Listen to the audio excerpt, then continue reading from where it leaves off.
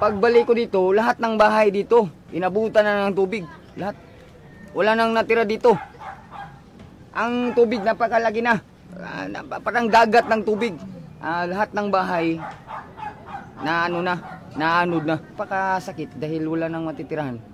Yung bagyo pa, naghihirap pa sa lahat ng yung walang tubig. Yung bigas, pagkakainin, naubos pa niya.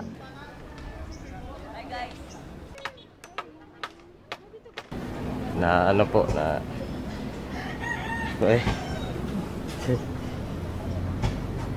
nalungkot po kasi wala na kami matirhan, hindi pa nadala yung mga gamit namin, hindi namin nakuha, wala pa na, pati yung bigas namin wala na nadala din sa baha.